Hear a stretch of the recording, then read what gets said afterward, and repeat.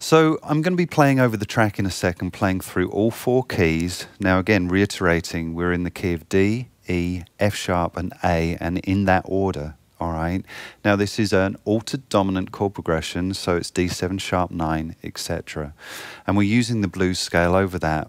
Well, the idea here is that we're creating solos, we're improvising 8-bar solos.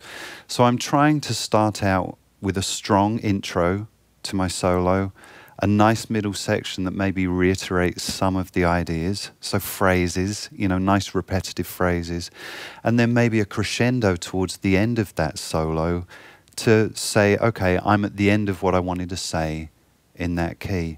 Now obviously what we want to try and do is make these 8-bar solos feel like they stand alone. And then when I move into the next key, it feels like it's its own solo. Now, of course, if we want to, and we're really adept, we can actually make these keys feel like they seamlessly flow together. And that would be another way of approaching this. I'm going to try and do a bit of both if I can. But again, we're improvising on the fly, all right? So these things aren't worked out. And I want you to think in those terms too. Don't always start in the same place on the scale shape, if you like, all right? Now I'm going to stay in position around the 5th fret, all right? And actually the 5th fret region over these 4 keys lets me kind of stay there without really shifting too far to get my pattern in position.